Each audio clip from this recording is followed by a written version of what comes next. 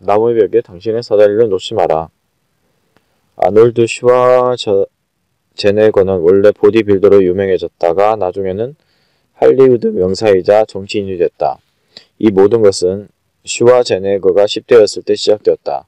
1961년에 시작되어 매우 인기 있었던 이탈리아 영화 시리즈에서 헤라클레스 역할을 한 배우 레그 파커를 잡지에서 본 것이다. 파커에게서 영감을 받은 슈퍼제네거는 근력 운동을 하기 시작했고 세계 최고의 보디빌더가 되겠다는 꿈이 생겼다.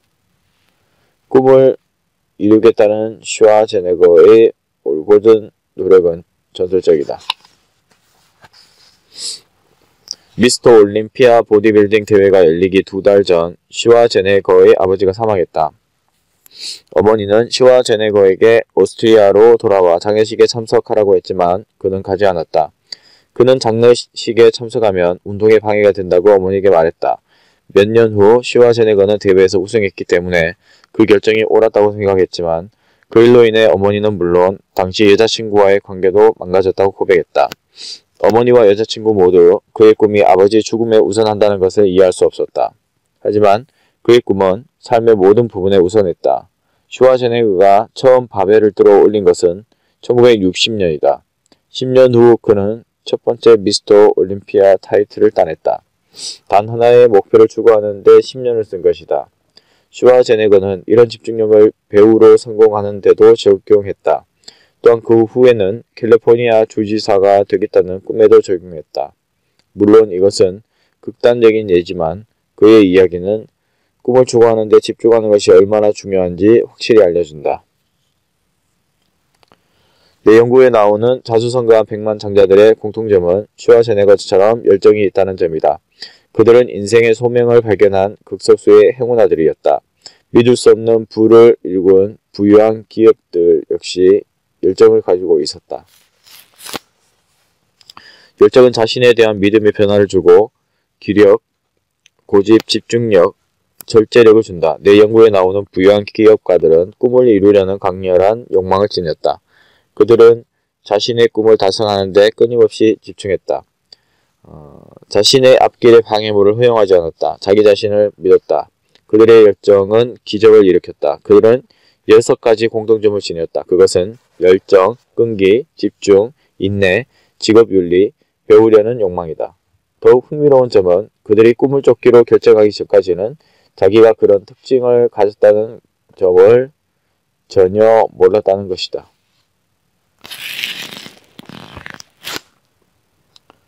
꿈을 실현하기 위한 시도를 걸었다는 점이 그들의 성공 비결이다. 열정은 다른 자질까지 불러오는 도미노 효과를 낳았고 이것이 인생에도 영향을 미쳤다. 열정은 교육을 압도한다. 열정은 지성도 압도한다. 열정은 강력에도 이긴다. 열정은 수년간 숙련된 능력이나 기술도 압도한다. 열정이 없는 사람의 모든 장점도 압도한다. 뭔가에서 열정을 찾은 극소수의 사람들은 열정이 없는 사람을 간단하게 물리친다. 심지어 경쟁조차 안 된다. 열정은 인생에서 주요한 목표를 발견할 때 생긴다. 목표를 찾는 것이 성공을 이루는 비법이다. 목표가 있어야 열정도 생기기 때문이다. 내 연구에 등장하는 부유한 사람들의 80%는 목표를 추구해야 한다는 생각에 사로잡혀 있었다. 55%는 1년 이상 한 가지 목표를 추구했다. 여기서 핵심은 자기만의 목표를 추구하는 것이다. 다른 사람의 목표를 추구하는 실수를 저지르는 사람이 지나치게 많다. 우리가 잘되기를 바라는 부모는 우리에게 의사, 회계사, 변호사, 공학자가 되라고 한다. 많은 사람이 부모의 조언을 따르지만 수년 후 행복하지 않고 자기가 생각했던 것만큼의 돈도 벌지 못한다는 것을 깨닫는다. 다들 누군가의 벽에 당신의 사다리를 놓고 인생의 황금길을 그 사다리로 오르는데 허비하지 마라.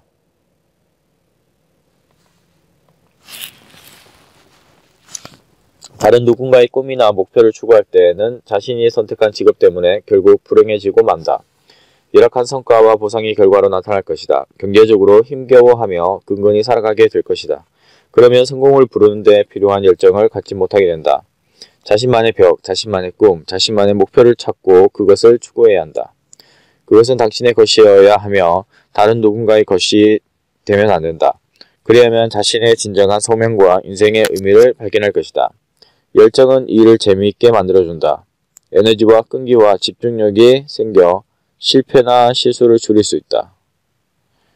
인생 항로를 방해하는 장애물과 함정을 극복하게 해주는 강인함도 준다. 나의 연구에 따르면 자기만의 꿈과 목표를 추구하면 가장 오랫동안 행복할 수 있으며 가장 많은 부도 축적된다. 자기만의 목표나 인생의 꿈을 추구하는 사람은 자신의 직업을 사랑하며 가장 행복하게 산다. 돈을 버는 것은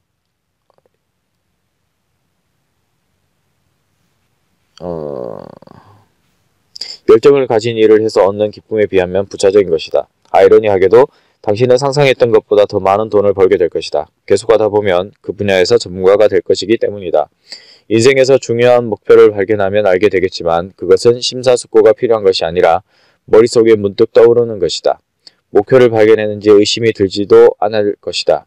의심이 든다면 목표를 아직 찾지 못한 거라고 확신해도 좋다. 억지로 목표를 찾으려고 하면 오히려 목표의 노예가 되어버린다. 그것이 만들어낸 열정은 모두 소모된다.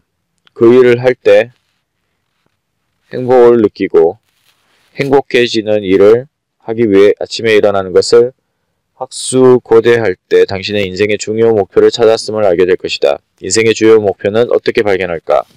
믿지 않을지 모르겠지만 스스로의 힘으로 충분히 인생의 목표를 발견할 수 있다. 다음 예를 보면서 따라해보자. 1. 설명줄에는 인생에서 당신을 행복하게 해준 모든 기억을 적어라. 많을수록 좋다. 2. 작성한 기억들 중에서 기술과 관련된 항목들을 표시하라. 3. 직업줄에는 표시된 항목들 각각에 해당하는 직업을 적어보라. 4. 행복줄에는 행복을 기준으로 순위를 정하라. 행복감이 가장 큰 것이 1번이고 그 다음 큰 것이 2번이다. 5. 소득줄에는 소득을 기준으로 순위를 정하라. 소득이 가장 큰 것은 1번이고 그 다음 큰 것이 2번이다. 6.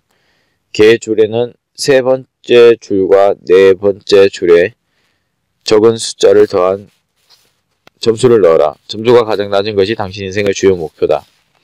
인생의 주요 목표가 될 수 있는 몇 가지 활동을 찾았는가? 그렇다면 이제 그중 하나를 6개월간 직접 해보자. 만약 6개월 후에도 그 활동에 완전히 몰두가 안 된다면 다음 활동으로 바꿔라. 매일 하게 되는 활동이 있다면 인생의 주요 목표를 발견한 것으로 여겨도 된다. 당신은 그 일에 사로잡히게 된다. 그 일에 대해서만 생각하게 된다. 죽는 날까지 할 거라는 느낌이 오는 일이 바로 주요 목표다. 당신이 하는 활동이 일처럼 느껴지지 않으면 바로 주요 목표를 발견할 것이다. 주요 목표를 쫓을 때는 시간이 금방 지나간다. 열정에 스며들면 주요 목표를 발견했다는 것을 알게 될 것이다.